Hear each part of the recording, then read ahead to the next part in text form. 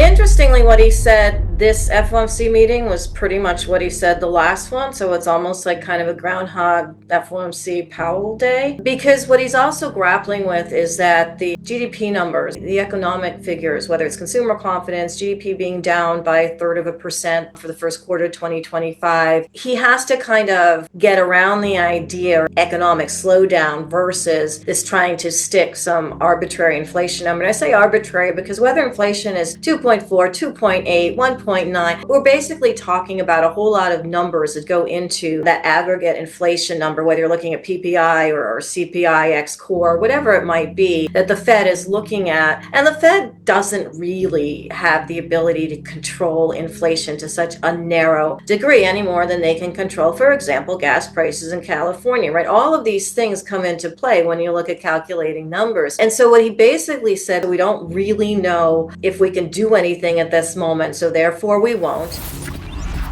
We still have a situation where they're effectively flat in terms of quantitative easing versus quantitative tightening, meaning they're still letting $5 billion, which is basically nothing, of treasuries roll off each month. That's down from $25 billion two FOMC meetings ago, but effectively they're keeping things very, very status quo. And I think the Fed is hoping that somewhere along the line, inflation is going to go down to like 1.999 for a couple of prints. The job market's going to stay around the 4.1, 4.2 area. And tariffs won't necessarily move inflation up by that much more. It's interesting that tariffs, or the expectation of tariffs, has not actually moved up the most recent prints of inflation by more, because what we saw last tariff go around was that prices actually preceded some of the tariffs coming through on the expectation that producers and manufacturers and store owners and so forth would be in the future paying higher prices. And we haven't really seen that too much this time.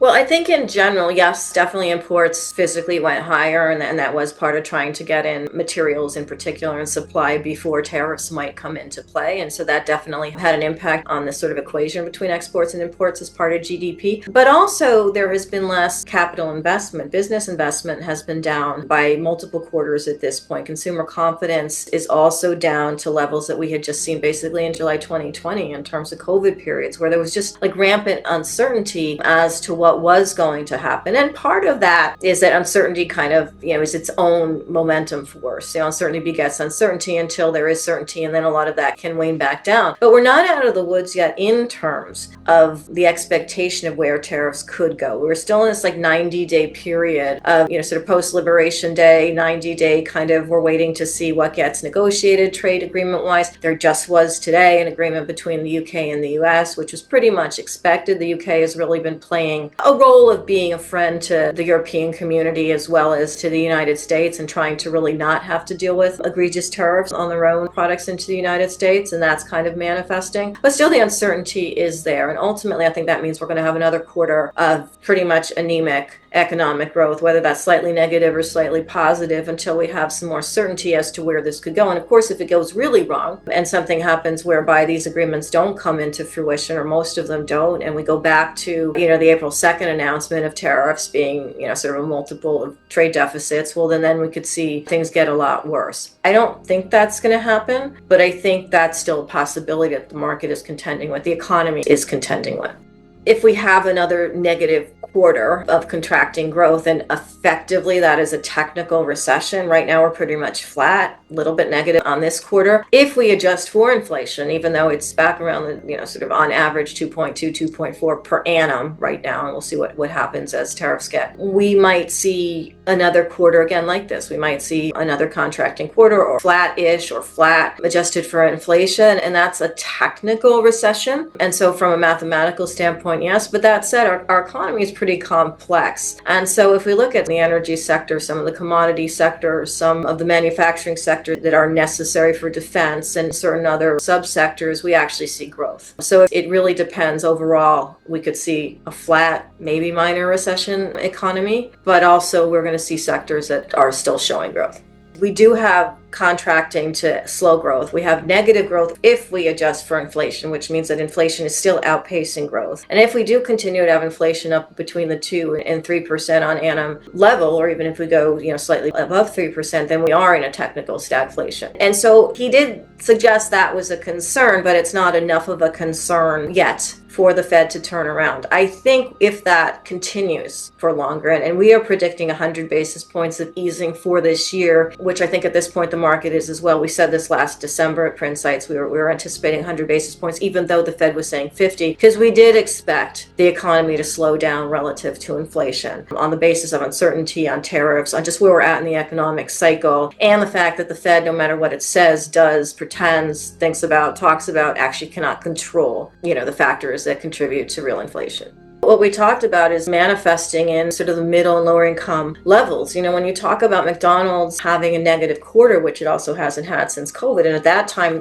they were closed. Right now, you're talking about fully functional McDonald's franchises in terms of they might have slightly less of a footprint, but for the most part, they're all open. So it's basically a worse figure to have a 3.1% down quarter on sales relative to even COVID, even though we're comparing it to COVID, because then again, things were closed. And Starbucks, which is, slightly above lower middle income in terms of people paying $5 or $6 for a specialty coffee, that's a slightly different bracket, but these are signs that the consumer is saying, look, I don't really need that. I can take a cup of coffee from home. I can get less at McDonald's or not go to McDonald's on my way to somewhere. And those little micro decisions ultimately come into play with these lower consumer figures, but they're also reflective of where the consumer is at in terms of debt. We talked about this. The consumer is still facing record debt, and worse, record interest payments on their debt, because even though rates have come down a little bit since their sort of periodic highs, 100 basis points last year, none so far this year, on a credit card basis, which is consumers have been placing more basic needs on their credit cards, food, gas, utilities, even rent, that's a harder pill to swallow. So we're also seeing them say, look, if we have to pay our monthly payments versus, going to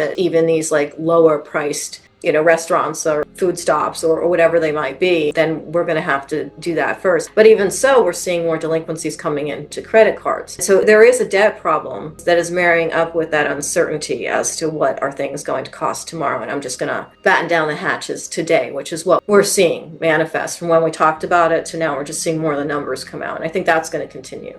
You're seeing a lot more supply come onto the market and not move on all levels of home sales, particularly existing home sales, and new home sales aren't moving because they're basically not completing because existing home sales are starting to really wane. And so we're seeing that here as well. And part of one driver for that is the fact that rates in the longer end of the curve, aside from the uncertainty of the economy and the debt overhang that everyone has, rates really haven't come down in the long end, which is another indication of the uncertainty that's out there in the yield curve. So even when we've had that 100 basis point cut in the front end, we haven't seen that come into play in the 10-year, which is, basically where mortgages are priced from. So there's a lot of, we talked about stagflation, there's a lot of stagnation, as a result in the housing market.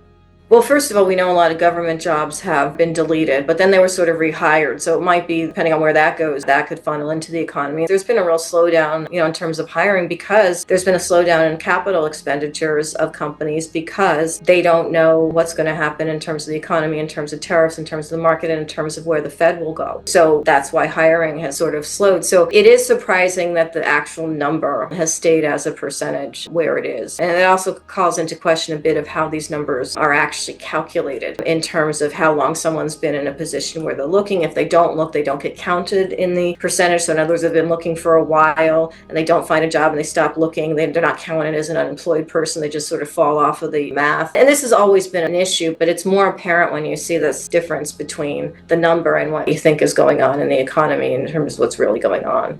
Ultimately, if you look at the factors that are driving gold, there are so many that actually support each other, from central bank purchasing to dollar diversification to uncertainty hedging to wealth preservation to now diversifying relative to the stock market, no matter what it does, which is kind of a new thing for gold. And also seeing a lot more ETF buying, certainly in Asia with respect to sort of more gold-backed versus gold miner-backed ETFs. A little bit less in the West, but we did have a record in Europe at the end of last quarter in terms of buying into those types of investments, gold ETFs. So I think all of these things are in play, and they're going to continue regardless of what happens with economic data. And if the Fed does ease, it's actually going to benefit gold prices by that much more as an additional factor. I'm not even counting that in when we're looking at where gold is now. So I see gold around 4,000 by the turn of the year and 5,000 by the turn of next year. And last summer I said it would be, around 3,000 the turn of this year. So I'm consistent in terms of how I look at all the factors and how they're overlaying each other with respect to gold and from a geopolitical and international basis. If everything continues in the world in terms of, again, diversification, central bank buying, tier one diversification for assets at central banks, wealth accumulation, ETFs, more private wealth coming into the gold market because it did so well during the volatility. And all these factors aren't necessarily, they're not going to go away. There's no real counter factor here.